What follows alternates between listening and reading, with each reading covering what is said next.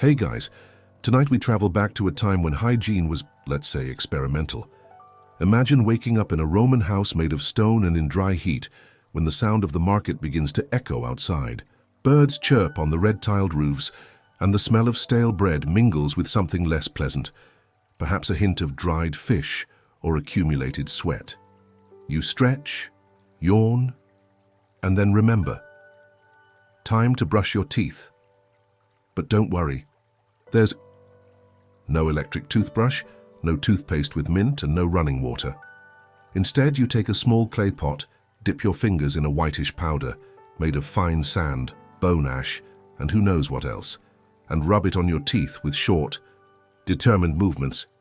And the worst part, you do it with the greatest naturalness in the world. Yes, the Romans really did use sand to brush their teeth. It wasn't a random choice, and it wasn't poetic. It was pure pragmatism.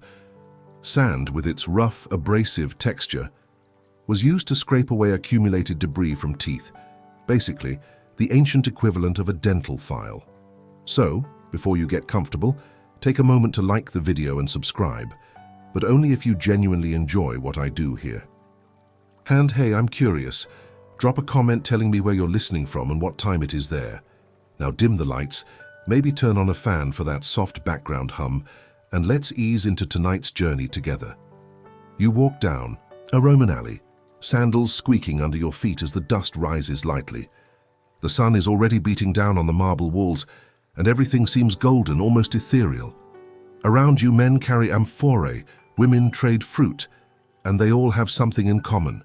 Yellowed smiles, worn teeth, but clean, according to the standards of the time. The idea of dental cleaning was not a luxury reserved for the elite. Even Roman soldiers had their own grooming kits, with combs, tweezers, and yes, jars of abrasive powders. It was more a matter of discipline than vanity. A good Roman citizen took care of himself as he took care of Rome, with rigor, with constancy, and with a lot of friction. The funny thing is that for them, the feeling of sand on their teeth wasn't uncomfortable. In fact, it was a sign that the powder was working. The more they scratched, the cleaner they got. You, on the other hand, feel discomfort just imagining that grinding between your molars. Modern science, of course, would say that this invites erosion of tooth enamel, but to the Romans, the word enamel wasn't even part of their vocabulary. And if that sounds strange to you, just wait until you learn that many of their powders even included ground oyster shell powder, because apparently they figured if it was white and hard, it must help their teeth. Historians still debate whether these methods actually helped prevent cavities or whether they simply accelerated tooth decay. But there is one curious consensus. The Romans, with all their mistakes and successes, had an obsession with personal hygiene that rivals ours. And as you walk these ancient streets, you get the sense that their world, rough as it was, wasn't exactly dirty. It was orderly, functional, and had an almost brutal sense of logic. If something could be scraped, it cleaned. If it smelled bad, it killed bacteria. And if it scratched, well, at least it seemed to be working. It's strange to think that, instead of soft bristled toothbrushes and fluoride toothpaste, the Romans relied on fine sand, coarse cloths, and a certain stoicism of oral hygiene. But perhaps amid the dust of Rome, there was a wisdom that we have yet to fully understand. By the way, do you remember that feeling of being at the beach with a little sand in your mouth by accident? Now imagine that voluntarily, every single day, and still with a taste of ash and coal. But the beauty of the story lies precisely there, in realizing that even with methods that today seem absurd, people have always sought the same thing as us: a little cleanliness, a little control, and a smile that, however strange it may be, meant, I'm taking care of myself. You continue your walk through the streets of ancient Rome, still with a somewhat gritty taste in your mouth from the memory, but somehow it all brings you closer to them, because deep down, we all brush the teeth of our time. You continue your journey through the streets of Rome, and now you start to pay more attention to the details, especially the dust. It's everywhere. It rises from the horses' hooves, covers the tiles of the houses, accumulates on the sandals of the pedestrians. At first glance it looks like just dirt, but here it's part of life, part of the air you breathe, part of your hygiene. Literally. You notice a young man carrying a linen bag half open, revealing its contents. Fine, almost white sand with a faint mineral smell. He walks into a public bathhouse, not to sell it as a building material or skin cleanser, but as an ingredient used in oral hygiene. That's right. This sand goes straight into someone's teeth. You start to get the picture. Rome is a vibrant, living city, but it's also full of dust. And that dust, or at least a refined version of it, became an ally. Combined with other elements like wood ash or even marble dust, sand served as a natural abrasive.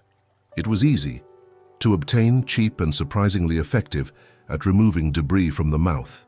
Roman medicine was still far from understanding bacteria or oral acidity, but there was an instinctive notion that friction cleaned. If you could scrub dirt off your skin with a sponge and oil, why not do the same with your teeth?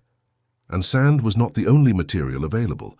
Sometimes it was mixed with coarse salt, other times with charcoal, which helped to provide a slight disinfection, although it also left the teeth with a, let's say, foggy appearance. But by Roman standards, the important thing was not to have any food residue stuck to it. Fresh breath was a secondary concern, a bonus when it happened.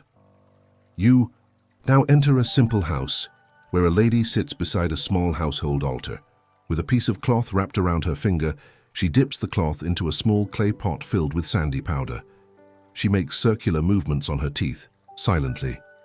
The cloth is firm but flexible, and you can tell that she is used to it. Each gesture is made with lightness and conviction. On the side, two children observe and repeat the gesture.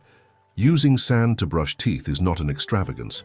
It is tradition, it is routine, and perhaps for them it is even a source of pride, as if they were inheriting ancestral wisdom. After all, not all households had access to the best tooth powders. There were differences in quality. Some sands came from Egypt, sifted and finer. Others were extracted from volcanic regions and mixed with ground stones, which gave an almost sparkling touch to the mixture, and left teeth scratched, as if they were old marble. Historians still debate whether this type of abrasive caused more harm than good in the long run. Some argue that compared to the moderate consumption of sugars in the Roman diet, the harm was not so significant. Others argue that the constant friction ended up exposing the dentin, making the teeth more sensitive over time. But no one denies that this practice was deeply rooted in the city's culture. And there you are, thinking about how the Romans treated dust with an almost reverential respect. While today we try to eliminate it with powerful vacuum cleaners and antibacterial products, they absorbed it into their daily lives. They made it part of the solution, not just the problem. You walk through a grocery store and notice a vendor with several jars lined up on a red cloth. Each jar contains a different variation of tooth powder. One lighter, one darker, one with a strong herbal scent, one with a sweet aroma.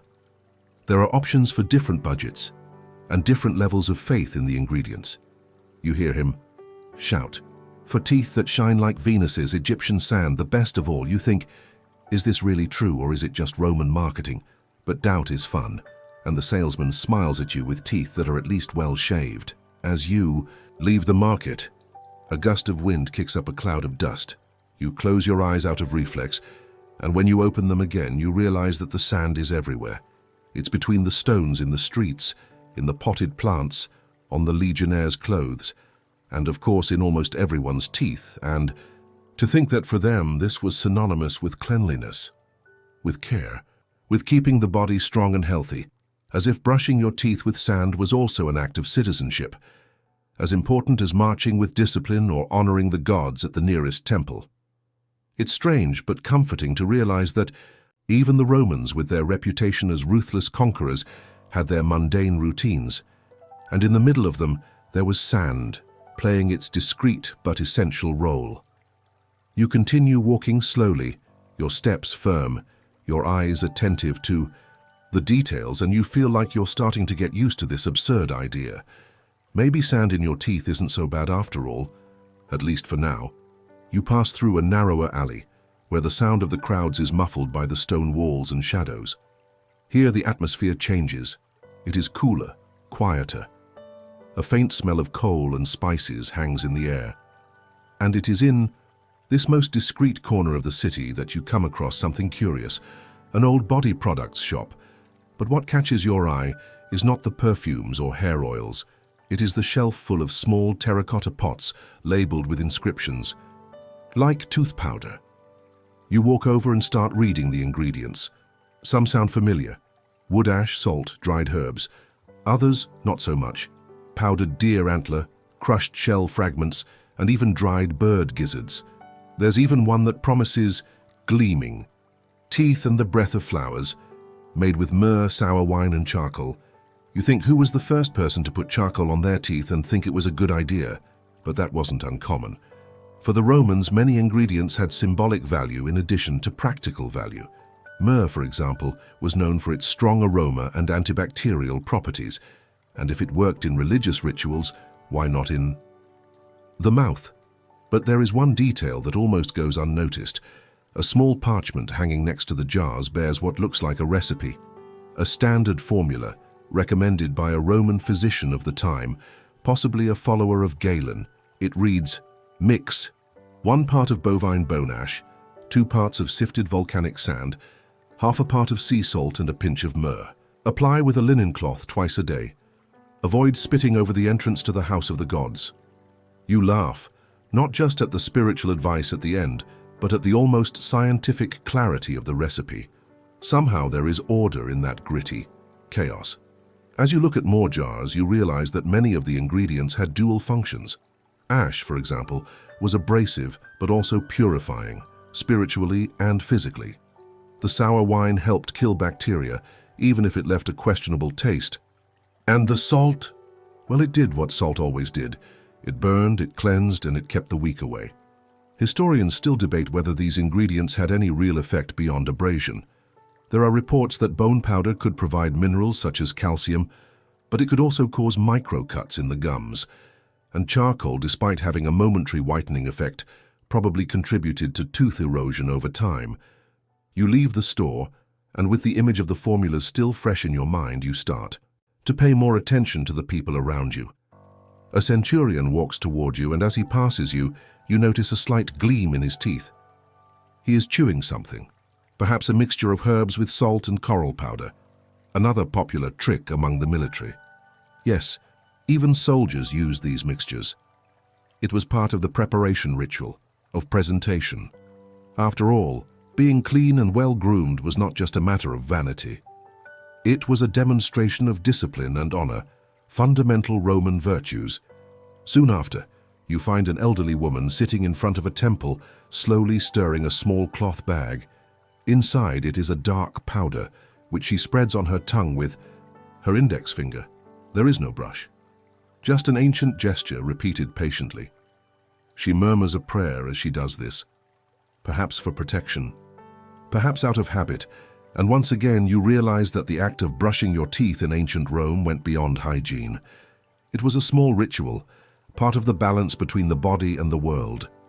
An intimate, almost sacred routine where primitive science, superstition, and a touch of human stubbornness were mixed. You then find a child, maybe about 7 years old, helping her mother prepare the day's dental paste. She crushes ground eggshells in a mortar and pestle, mixing them with pumice powder and a little olive oil. The girl plays with the texture, molding it with her fingers as if it were clay. Her mother watches, laughing. Teaching her children to take care of their teeth was also teaching them the family tradition. And somehow all of this, the jars, the exotic ingredients, the recipes, begins to make sense. What seemed random at first now shows itself to be a system, a logic within, the possibilities of time. You realize that for a Roman, brushing their teeth was not a primitive imitation of what we do today. It was a clever adaptation to their reality. They used what they had, trusted what they knew, and passed it down from generation to generation with quiet pride. With the sound of the street still in the background and the dust beginning to settle, at dusk you walk more slowly, as if you were carrying on your back not only the sand in your teeth, but the entire history of a civilization that made dust a practice.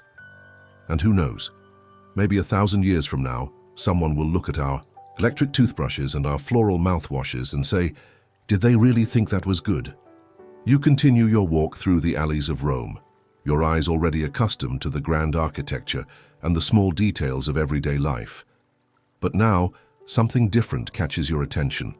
A low building, with almost no windows, from which muffled voices and some not very encouraging sounds come, like metallic knocks, and a soft scream of contained pain. You approach and discover where you are, a dental care workshop, or rather, the closest thing to a dentist's office that could be found at that time. The smell of hot iron and strong wine fills the air, and inside two men, one with a dirty apron and thick blacksmith's hands, the other with a tense expression and a cloth wrapped around his mouth, are in the middle of a procedure, or torture. It's hard to know. The dentist holds a pair of crudely made bronze tweezers and prepares to pull a tooth. No anesthesia, no antiseptic, just brute force, a little wine and a lot of faith. You look away. Your stomach churns. But something inside you is also curious. Because as barbaric as it may seem, these men are responsible for dealing with the worst oral nightmare of the Romans, toothache. And since avoiding these pains was a priority, people tried everything. Brushing with sand was just the first line of defense. When that didn't work, and it often didn't, they turned to plant extracts, prayers, amulets, and finally to these hammer doctors. This is where you realize a crucial detail. Most of these dentists were not doctors. Many came from the forge, were blacksmiths, barbers, or slaves trained with practice rather than theory. Dentistry as we know it did not yet exist. What existed was practical experience, passed down by word of mouth, literally. Some even knew a little about anatomy. Others just followed the logic of pain. If it hurts, take it out. If it's black, pull it out. If it wobbles, cut it off. And that was it. But there were exceptions. The occasional wealthy citizen could hire a specialized healer who offered less violent options. There were also recipes for more sophisticated pastes, made with honey, amber powder, and even aged donkey milk. Cleopatra is said to have used it too. Historians still debate whether these alternative treatments had any real therapeutic value or were just luxury placebos. But the fact is that for the Roman elite, oral health was directly linked to social status. Well-groomed teeth, even with strange techniques, indicated that you had access to care, and that was worth its weight in gold. You see a man in a white robe come into the workshop. He hasn't come to extract anything, but to pick up a new rudimentary brush he's ordered. The object, made of bone and vegetable bristles, looks more like a garden tool than something you'd put in your mouth. But it was state-of-the-art. And it was expensive. Yes, some Romans used brush-like instruments. Others preferred cloths, feathers, or even thin sticks wrapped in plant fibers. The important thing was to rub, to scrape, to make the sand act. It was a ritual of friction, not foam. In fact, you notice something curious. On the shelf in the workshop, among the tweezers and blades, there is a small set of jars with neatly arranged labels. One of them says, "To harden gums."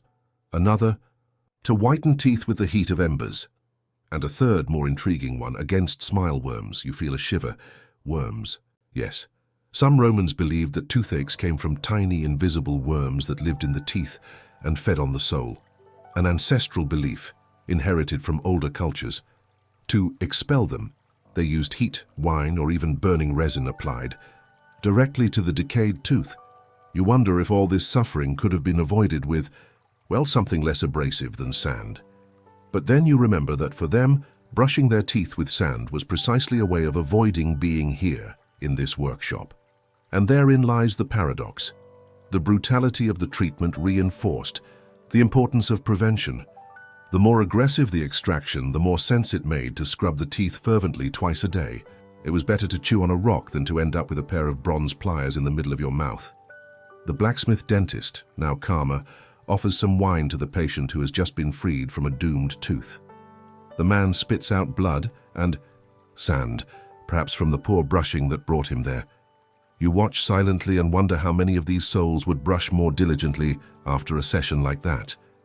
You leave the place, relieved that you don't have a toothache, but with the strange feeling that if you did, you wouldn't have much of a choice.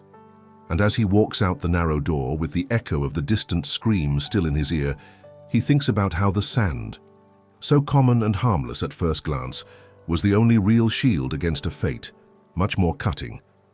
The late afternoon light paints the rooftops of Rome with gold and orange hues. You walk more slowly now, crossing a busy square where people gather to listen to stories, sell spices, and discuss the latest Senate gossip. But your gaze catches a scene in the corner of the amphitheater near the side gate, a group of young men training for combat, possibly future gladiators. You approach curious, and there, under the supervision of a lanista with a hard expression, the men sweat under the weight of their wooden swords. It is a serious, meticulous rehearsal. Every blow, every retreat, everything is practiced with precision. But something catches your attention even more, the smile of one of them. Or rather, the lack of it. You look around.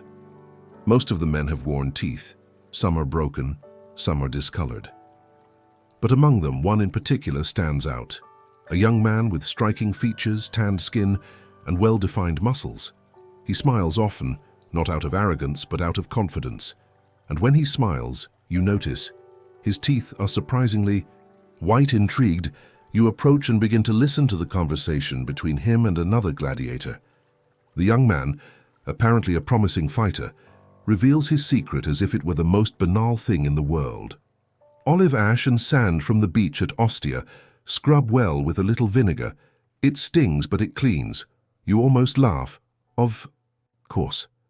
Always sand. In the life of a gladiator, appearance was almost as important as strength.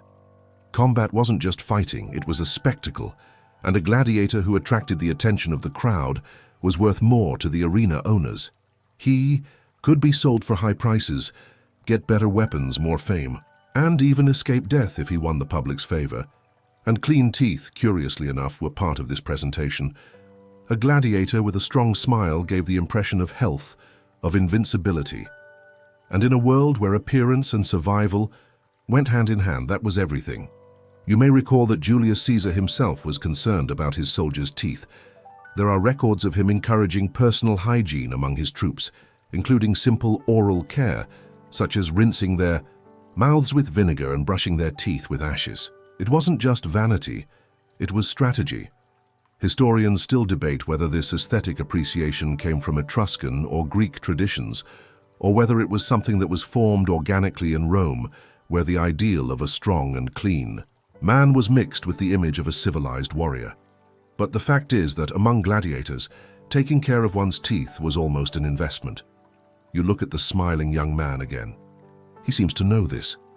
Before returning to his training, he takes a small leather pot, dips his finger in a dark powder, and rubs it vigorously on his teeth, as if he were polishing armor. Beside him, another older gladiator spits blood after a poorly landed blow. When he smiles back, a crooked, incomplete smile, you realize that they represent opposite sides of the same story. The past that has already rotted and the future that still shines, even through gritty teeth. You keep walking and wonder what it would be like to live in a world where your smile could be a weapon. Where sand was more than dirt, it was a tool to survive, to seduce the audience, to be remembered when the blood dried on the sand of the arena. And don't think that this was exclusive to men. Some gladiators, yes, female warriors who also participated in public combats, followed the same precautions. There are rare inscriptions that mention bellas dentes, women whose smiles were even more enchanting than their swords. In a society that loved spectacle, everything was a scene. The fight, the pain, the sweat, and even the hygiene. Brushing teeth was part of the warrior's silent choreography, the before of the before, the invisible preparation, because in the end, a white tooth could shine under the arena sun and perhaps make the difference between life and oblivion. You take a deep breath. The air smells like the sand that covers the arena floor. The same sand that scrapes teeth, sucks blood, and tells stories if you know how to listen. And there, as the sun sets behind the columns, you understand. The sand that entered a Roman's mouth was not just cleanliness, it was courage, it was vanity, it was survival. You walk away from the arena, now carrying with you a new perspective on smiles and survival. But as you turn the corner, onto a narrow street lined with small stone houses and walled gardens, the mood changes. The hum of training and the crowd gives way to a silence punctuated only by soft voices and a sweet scent that floats in the air like incense and burning leaves. You approach a half-open door, curiously decorated with ribbons and symbols painted in white ash.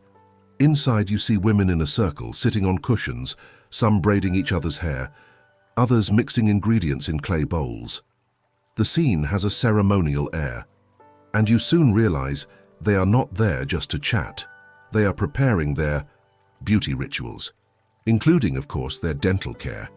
A young woman holds a polished bronze mirror, examining her own smile. She lifts a small bone spoon and patiently spreads a clear paste over her teeth. As she rubs it with her finger, she hears from a lady next to her, "Use less pearl powder today. It's Saturn's night. He favors shine, but too much attracts envy. You stop pearl powder, yes."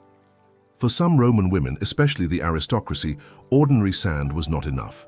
They wanted white, almost shiny teeth, and to achieve this, they used compounds such as pearl powder, an expensive imported ingredient that was used both for teeth and to brighten the face and décolletage. It was more cosmetic than abrasive, but it was still part of the ritual, and along with the pearl came other precious things: myrrh, saffron, wine boiled with honey, even crushed resins. Sometimes the most effective blends weren't the most accessible, they were the most symbolic. Because for these women, the act of brushing their teeth was also a gesture of power, status, and control over their own bodies. You watch as another woman prepares a mouthwash by boiling wild mint leaves in white wine. Once it has cooled, she passes it around among her friends, each one gargling elegantly, as if participating in a silent toast. And you realize what seemed like mere vanity has deep roots. These women mix ancient beliefs, astrology, botany, and even domestic magic in their beauty rituals. Brushing their teeth with sand was just the surface. Behind it was a constellation of meanings. Some used incantations while cleaning their teeth, believing that the right words would protect them from the evil eye or unfaithful husbands. Others kept jars of tooth powder with amulets. There were those who preferred to brush their teeth only in the light of the waning moon, to remove everything that is useless. Historians still debate the extent to which these practices were common or exclusive to the upper classes. But there are records in household graffiti and personal letters that indicate that these beliefs were widespread, albeit with variations, even among slaves, who sometimes prepared the powders and allowed themselves a little leftover for their own use. You notice on top of a shelf a row of jars with delicate designs, one with stars, another with fish figures, and one with a ixi, phallic symbol. Yes, protection against bad breath, it is believed. And you begin to understand that for them, oral hygiene was also a way of controlling the invisible. You imagine yourself living here, among these women, mixing ingredients on market day, searching for the whitest sand or the most aromatic myrrh. Perhaps you yourself were part of such a group, laughing softly as you dab cedar resin on your teeth and making a silent request to the god of good speech. And all this happens under the shadow of the gods. Because, of course, there was always the sacred dimension. Venus, goddess of beauty and seduction, was often invoked in these rituals. Beautiful teeth were a kind of silent offering, a way of saying, "I take care of what I have been given." Then, an older woman, perhaps a matron, notices you. She smiles, a smile that reveals worn but strangely charming teeth, and offers you a small jar of a grayish mixture. You hesitate, but she insists. It's not just to clean, it's to remind you of who you are. And you accept. The smell is of herbs, sand, and a hint of mystery. There, amidst restrained laughter and ancient wisdom, you realize that Roman brushing was not just physical. It was emotional, spiritual, a moment of connection with the body, with others, with time. And as you say goodbye, the sun sets behind the Roman rooftops, gilding the stones and making even the dust seem magical. You take that little jar with you, not for the toothpaste, but for the idea, because in some ways brushing your teeth really can be an act of identity. Night falls over Rome, but the city does not sleep. Oil lamps flicker on balconies, shadows dance on stone walls, and a cooler wind blows from the distant hills. You continue walking along a less lit street where the silence is broken only by the rustle of dry leaves and the distant sound of a melancholy plucked lyre. You think you've seen almost everything about Roman oral hygiene, But of course, Rome always has one more layer beneath the sand. You're drawn to the strange smell coming from an inner courtyard, something between sour wine, smoke, and mint. Inside, 3 men gather around a small fire. They don't look wealthy or like soldiers. They're traders, herb traders, perhaps, or amateur alchemists, trading secrets like gold coins. In the center sits a bowl heated over hot coals, and inside it, a bubbling, suspicious-looking paste. One of them takes a piece of wood, dips it in the paste, blows on it, and rubs it on his teeth. Smoke rises as he gargles vigorously, then spits onto the stone floor. He smiles at the others. You see that his smile is dark, but his breath, they say, must be purified. You approach slowly, and they look at you naturally, as if you were just another curious visitor of the night. One of them offers a sample of the paste, saying, "Made with old wine, fig charcoal, myrrh, garlic, and a touch of feline." You stop a feline, Ilari. It's just the name. It has a bit of salt and resin. But with curious names, we sell better. You relax, feeling a little relieved. And then you realize the names were part of the show. The concoctions weren't just recipes, they were characters. Vulcan's breath, Venus's saliva, ash of the gods. Products made for the imagination, as much as for the teeth. These dubious formulas also served as small testaments to popular creativity. Many of these recipes came from alleys, from markets, from small temples hidden among shops. They were not recorded in medical treatises. They were passed down in whispers from one vendor to another, like recipes for spells. And as spells go, they promised a lot. White teeth, breath that attracts lovers, protection from plagues. Sometimes, even luck in judgment. Yes, you heard right. One of the folders was called Vox Clara, a formula used by speakers before major speeches to ensure clarity and strength in their words. The belief was that a clean mouth attracted good winds and firmer words. Historians still debate whether these formulas had any real practical basis or whether they were just rhetorical tricks to sell more. But let's face it, we still fall for similar promises in toothpaste commercials today.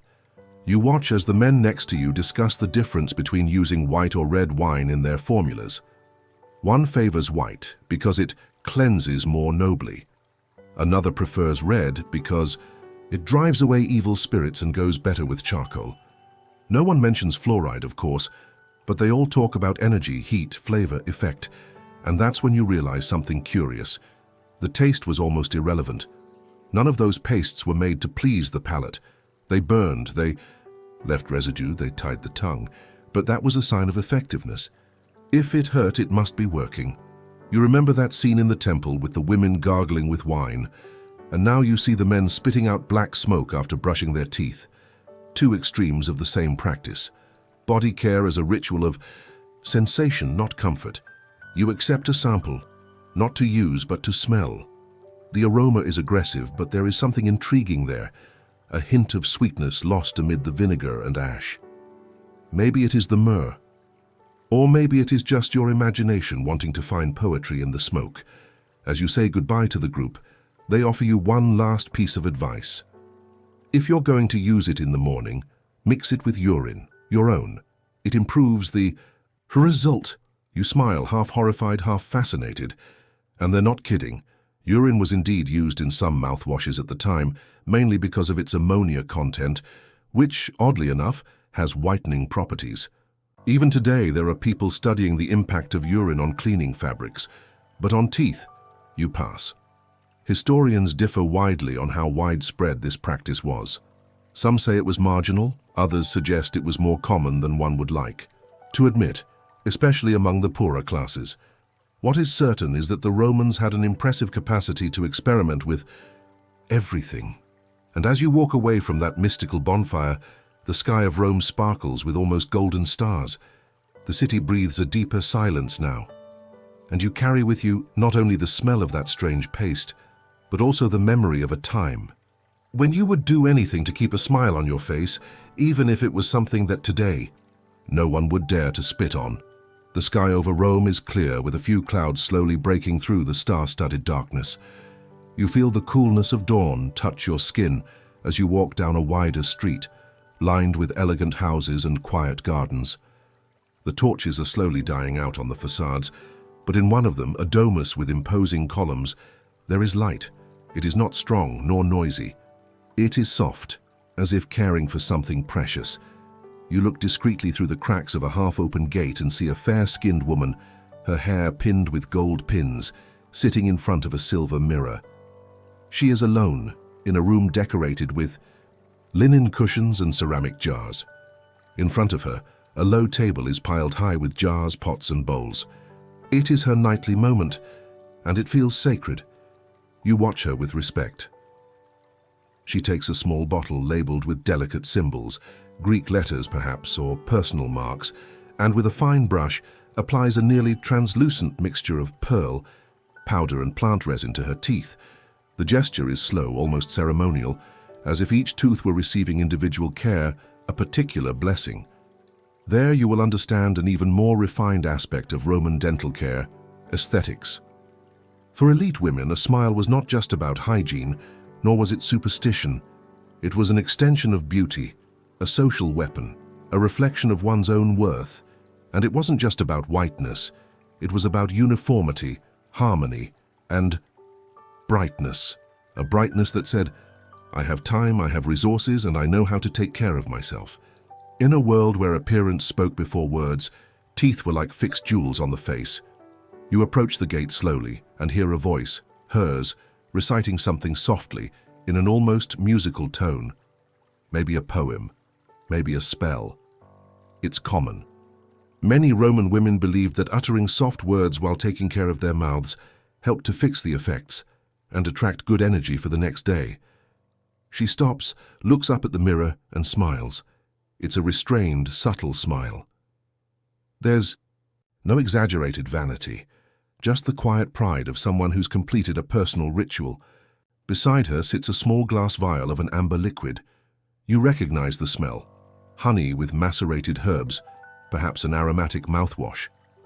Historians still debate whether pearl powder was actually effective or simply an expensive way to polish teeth in a stylish way. But reports suggest that it was less abrasive than sand, making it a popular choice among the upper classes, especially women. Interestingly, it was not uncommon for this same powder to be used in makeup, to lighten the face, brighten the forehead, or highlight the eyes. It was a kind of multi-purpose product from ancient times, expensive and delicate, like an ancient version of modern cosmetics. You see the woman stand up, walk over to a small indoor fountain, and discreetly spit out the used mixture. Then she rinses her mouth with the sweet liquid. Nothing is done in a hurry. Everything is light, orderly, meticulous. As if time doesn't matter, only the daily repetition, the perfect gesture. And then you wonder, how many women back then did this every night? How many spent their lives honing their smiles like they honed their tongues? How many seductions, how many political conversations, how many glances exchanged at banquets began with the strategic display of a well-manicured smile? The woman returns to the table, delicately rearranges her jars, covers the mirror and blows out the lamp. The room is plunged into darkness, and you walk away silently, respecting the end of the ritual. As you turn the corner, still thinking about that woman's pearly teeth, you pass a group of slaves cleaning the household utensils. One of them carries a small basket with leftover herbs, ground eggshells and crushed stones. She sees you looking and mutters, "The secret is not to let it harden. If the paste dries, it scratches more than it cleans." You smile, surprised by the unexpected hint, and she smiles back, teeth stained but strong. Maybe less shiny than her bosses, but with equal dignity, and therein lies the truth. Even at the social extremes, the sand in their teeth connected them all. From the woman covered in jewels to the maid who prepared the powders, they all had a kind of shield in their smile, a reflection, a way of existing within a world that demanded so much of appearances. You make your way through the Roman dawn, the sound of your footsteps mixed with the light breath of the night wind. And with you, too, follows the memory of an almost invisible ritual, a woman alone in front of a mirror, polishing her teeth with pearls. And deep down, you feel that this wasn't just vanity. It was quiet survival. It was quiet power. It was Rome, naked in front of the mirror. You wake up early the next day, bathed in that golden light that only Rome seems to be able to produce. The morning air is fresh, with a faint scent of distant smoke and leaves crunching under the feet of passers-by. You join the crowd, noticing how everyone starts their day in their own way, and how even in the simplest gestures there are traces of personal care, especially with the mouth. Today, you want to understand the logic behind all this. Why so many strange ingredients? Why the obsession with scrapings, vinegar, sand, and charcoal? Was there any science, even if primitive, behind this practice? You decide to visit a scholar, someone who calls himself a doctor, but is actually a cross between a philosopher, a herbalist, and a chemist. He lives in a house full of jars, tablets with diagrams, tiny animal skeletons, and of course books. Scrolls of parchment line up like soldiers on wooden shelves. He greets you with a toothless smile, ironic, considering the subject matter. "Do you want to understand why we use sand in our teeth?" he asks, laughing hoarsely. "Then sit down. This starts even before Rome. You obey." And he begins to explain that for the Romans, the idea of cleanliness was deeply linked to friction. It was the movement that cleaned. The force, the friction, the wear and tear. They didn't know about germs or bacteria, but they knew that when they rubbed, something would come off. What was left looked clean, and that was enough. That's why sand was so highly valued, especially fine, sifted sand rich in minerals. According to him, the Romans valued certain types of sand for their composition. Those that came from volcanic regions, for example, contained traces of silica, iron, and calcium, elements that even without their modern names were already recognized for their properties. Calcium, which came from crushed bones, strengthened the structure of teeth. Silica helped with scraping. Salt killed bad odors. And ash, well, it was a natural polish. You begin to realize that there was indeed a logic. Even though it was rudimentary, it was based on observation. If the ash cleaned the pan, it could clean your teeth. If the wine burned the wound, it should purify the mouth as well. And then he shows you something curious, a small brush made of plant fibers tied to the end of a twig. He dips the object in gray powder and demonstrates how it was used. Circular, gentle movements. It wasn't exactly comfortable, but it was effective. He invites you to try it out. Just the gesture, of course. And as you hold the twig, you feel the simplicity of the instrument. No plastic, no artificial bristles, just nature in its raw state, used with precision. Historians still debate whether this practice was scientific or simply ritualistic. Some argue that it was solid empirical knowledge, a true medicine of habit. Others say it was superstition with the appearance of logic, but perhaps both are right.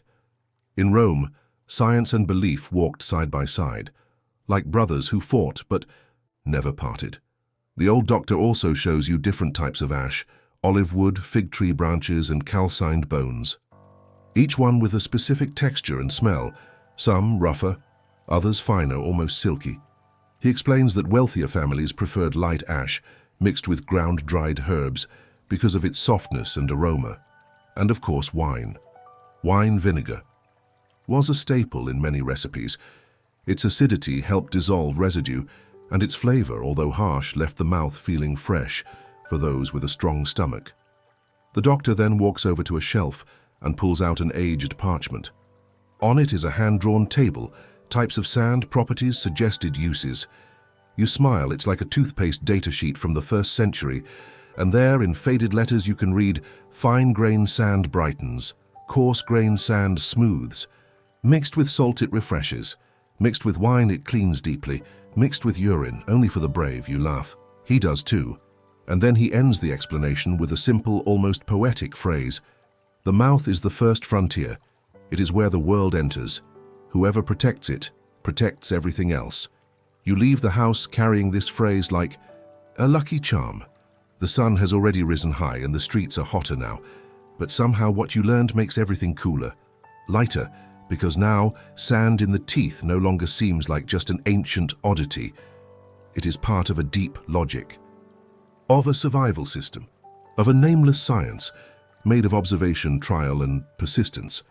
And when you pass by a child playing with sand on the corner of the street, smiling with dirty and shiny teeth at the same time, you think, maybe deep down, we have never changed that much. You decide to walk to the oldest neighborhood in the city, where time seems to move more slowly, and the cobblestones still bear the marks of carriages that have long since been erased. The sun is already high, but the breeze through the alleys makes the heat bearable. It is there that you come across a common scene, a middle-aged woman sitting at the door of her house, rubbing something on her teeth with a cloth twisted around her finger. She sees you, smiles, showing teeth darkened at the edges but still firm, and says in a dry, firm voice, "You have to shave every day, otherwise the gods will forget about you." You smile back, more out of respect than because you understand exactly what she means, and you decide to stay there for a while, observing. Next to it, on a smooth stone that serves as a support, there is a small bowl with a grayish powder. You approach it slowly and realize that it is a simple mixture: sand, wood ash, and a touch of something that looks like dried mint. The cloth is damp, probably soaked in warm water, perhaps with vinegar. She continues, "If there is no cloth, your finger will do. If there is no tooth, your costume will do. You don't know if..." She's being poetic or practical. Maybe both. This woman is the portrait of what you are beginning to understand as the most common application of Roman oral hygiene. A silent, solitary, often improvised practice. No perfect brushes, no colorful toothpastes, just the essentials. The right mixture and the right gesture. As she brushes her teeth, she makes small circular movements alternating between each side of her mouth. There is no rush. Each movement has a rhythm, a personal and discreet ritual, far from the luxury of noble houses and the superstition of temples. It is pure habit.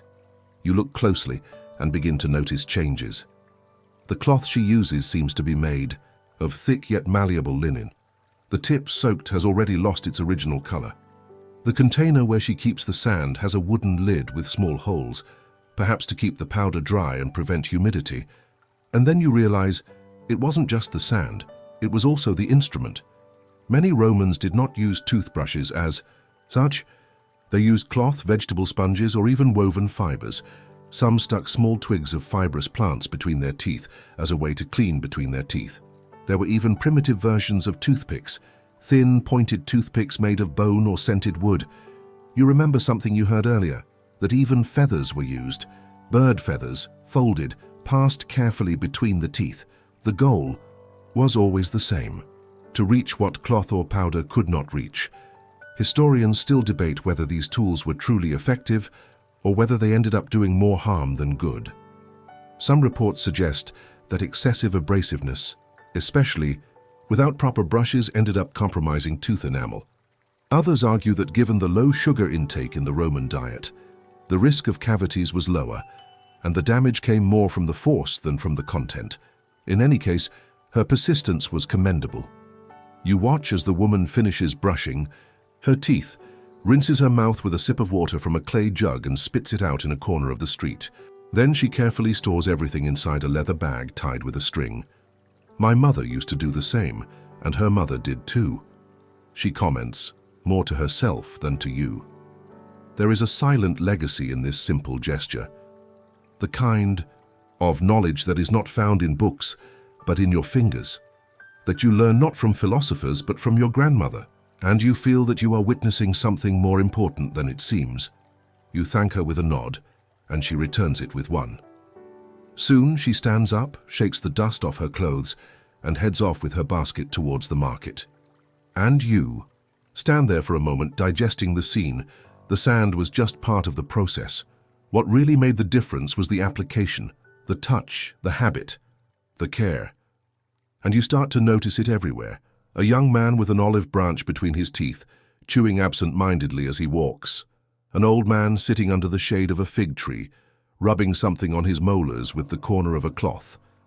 A child imitating his mother, trying to get the movements right, smiling between sneezes of dust, each in their own way, with their improvised instruments and inherited formulas, but all united by a common purpose: keeping the mouth clean. Not just out of vanity or health, but out of a silent belief that this was right. That was what was done, what should be done. And so you, who began this journey thinking that brushing your teeth with sand was a curious absurdity, now understand that there was something deeply human about it. Something that transcends logic and time. After all, the desire to take care of oneself, to preserve one's body, to present oneself to the world with dignity, that has never changed. Only the instruments, and perhaps with a cloth, a handful of sand and a little patience, the Romans were closer to us than we would like to admit. The sun is now shining overhead, casting short shadows across the city streets. You walk down a busy avenue, with towering columns on either side and statues watching from above like silent sentinels. The flow of people is constant. Merchants, soldiers, priests, children running around with pieces of bread. And everywhere, mouths are talking, smiles are exchanged, voices are raised discussing everything. Politics, the weather, the price of dates. But something starts to catch your attention. Not all smiles are the same. Some reveal dark, worn, misaligned teeth, others surprisingly white. But what stands out the most is the difference in priorities between people. In some faces, the concern seems to be color. In others, firmness. In still others, the absence of pain. You start to wonder, what really mattered to the Romans when it came to oral health? White teeth or strong teeth? The answer seems to change as you look at different groups. Outside a school of rhetoric, a young orator gesticulates energetically before a group of apprentices. His smile is wide, his teeth carefully aligned. Not by braces, of course, but by nature and careful maintenance. He speaks with pride, knowing that his clear voice and appearance make up the spectacle of persuasion. Here, aesthetics reign supreme. A well-groomed white tooth is almost as important as an irrefutable argument. Further on, you come across a group of workers. Men with calloused hands, worn clothes, and closed mouths. One of them smiles but quickly covers his mouth with his hand. His teeth are there, firm but darkened and uneven. And you understand. For him, the important thing is functionality. Eating without pain, chewing efficiently, speaking when necessary. And then, as if Rome wanted to give you a complete portrait, you come across a group of street musicians. One of them plays the flute. The others sing folk verses. They all smile the whole time, and even with imperfect teeth, they show them off with pride. For these musicians, the most important thing seems to be expression, the use of teeth as part of the performance, of charm. You begin to notice something. The Romans did not have a single standard of dental beauty. There was the ideal of white teeth, associated with the rich, with orators, with elite women. But there was also the ideal of solidity, of resistance, of practicality, especially among workers and soldiers. Historians still debate whether there was a more universal preference in ancient Rome. Some texts suggest that white was indeed valued, but not always attainable, and so the most important thing ended up being the absence of bad odor and the ability to keep teeth in place until old age. The issue of breath, in fact, comes up frequently. Several authors of the time mentioned putrid mouths as an insult, and it was not uncommon to see theatrical characters covering their mouths as a gesture of shame or provocation. This indicates that smell, more than pure aesthetics, was an obvious social marker. You remember then an old Roman saying you heard earlier, "Better an ugly tooth that doesn't stink than a white one that rots." Wise, yet disconcerting. You enter a small tavern to cool off. You see a strange object hanging on the wall, a kind of wax mold with slightly exaggerated sculpted human teeth. One of the regulars notices your curious look and explains, "It's the smile of the previous owner. He had it carved and hung to remind people that people used to chew with pleasure here." You laugh. And you realize that yes, even Roman humor included teeth. And there lies another layer to the enigma. In Rome, the value of teeth depended on the function they had in a person's life. For the gladiators, it was survival. For the speakers, it was a presentation. For the workers, it was resistance. For lovers, it was seduction. For the old people, it was memory. Every smile carried a purpose. You take a sip of wine diluted with water, as was customary, and feel the warm liquid slide through your mouth. A slight taste of vinegar, and a touch of sand that probably came with the poorly washed jug. You don't mind. After all, after so many days in Rome, you're almost convinced that a little sand in your teeth isn't the worst fate. You leave the tavern with a new clarity. The brushing, the powders, the rituals, all of it was part of an eternal attempt to balance what you saw and what you felt. A beautiful but rotten tooth was like a statue cracked inside. A solid tooth, even an ugly one, was a foundation. And deep down, perhaps the Romans knew this better than anyone. After all, they were the ones who built aqueducts, roads, and empires, all with a focus on durability. Why would it be any different with their own teeth? You keep walking while the afternoon wind blows between the columns of the Forum, and when you pass a child selling fruit, you smile. He smiles back. Crooked teeth but alive. Teeth that have not yet learned about ash, sand, or vinegar. But that soon will learn. Now you are back. The echoes of the streets of Rome begin to fade away one by one, as if the city has fallen asleep along with you. The weight of the day is dissolving, and your shoulders feel lighter, the air warmer, time slower. The place where you are now embraces you with silence and safety. No worries need immediate answers. No thoughts need to be resolved tonight. You are safe.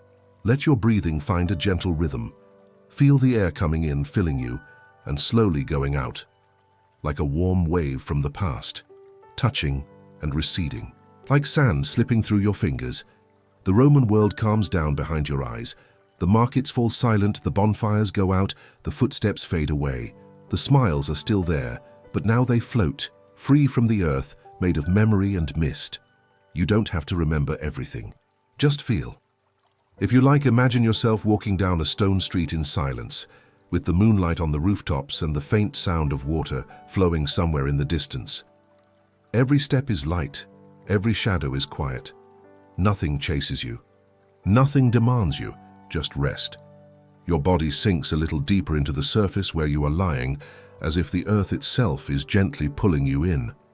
And the dust of Rome, the dust that once served to clean your teeth, now settles in the back of your mind. Slowly, in peace, you can rest. The world is on pause. And tomorrow, if you want, you can come back. But now, just breathe. Good night.